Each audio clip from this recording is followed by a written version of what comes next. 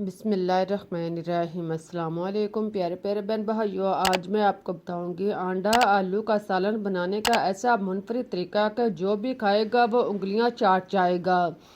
तो इसके लिए आप पहले पानी बॉयल करें, इसमें आप 5 से 6 अदद अंडे डाल लें। उबलते हुए पानी में आप अंडे डाल लें और फिर आप इसमें आधा चम्मच नमक डालकर मिक्स कर लें। इसको आप 8 से 10 मिनट के लिए बॉयल कर लें।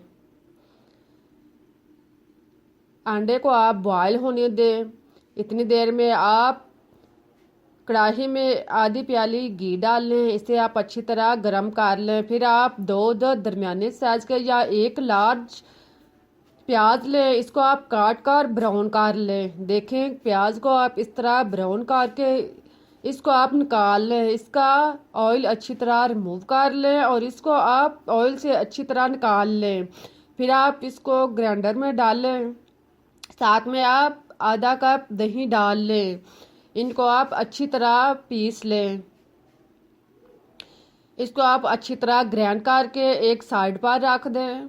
बकिया घी में आप 1 चम्मच ज़ीरा डालें साबुत, साथ में लौंग 4 से 5 अदद, काली मिर्च साबुत 8 से 10 अदद, बड़ी इलायची 1 अदद और दालचीनी 1 इंच का टुकड़ा डालने के बाद अब आप कड़ी पत्ता डाल लें और इसको आप घी में कड़कड़ा लें। सारी चीज़ों को ब्राउन करने के बाद अब आप इसमें अदरक और लहसुन पेस्ट डाल लें और इसे आप 1 से 2 मिनट के लिए ब्राउन कर लें।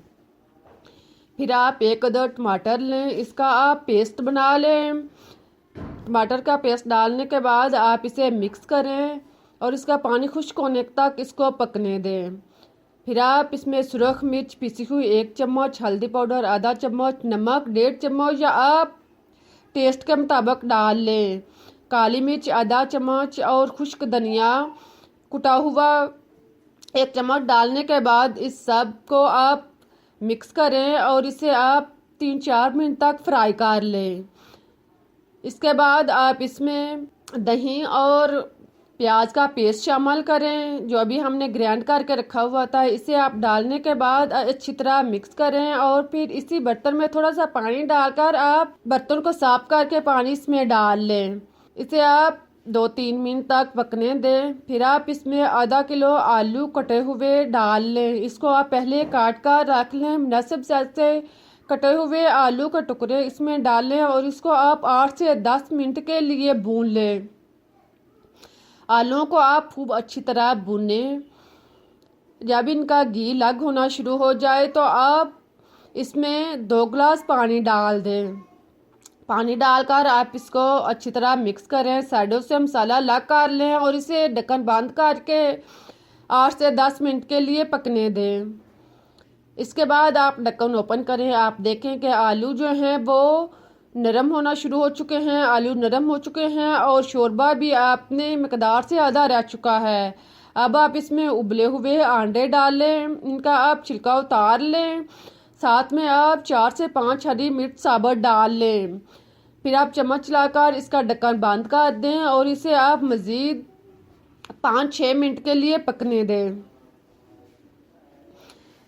इसके बाद आप ढक्कन ओपन करें। आप देखेंगे अब हमारा सालन जो है वो तैयार होने के करीब हो चुका है। आप अपनी मर्ज़ी के मुताबिक शोरबा रख लें।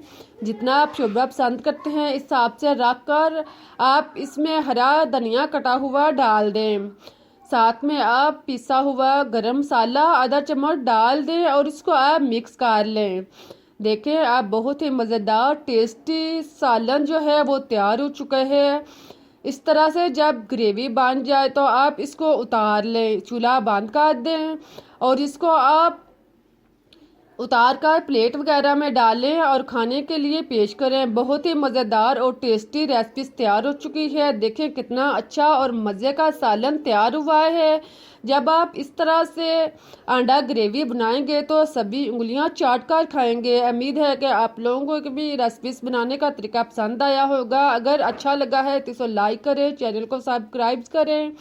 मुझे इजाज़त दें इस दुआ के साथ कि जहाँ भी रहें खुश रहें, आबाद रहें, हंसते मुस्कुराते रहें। फिर मिलते हैं एक नई और मज़ेदार रेसिपीज़ के साथ। तब तक के लिए अल्लाह हाफिज़।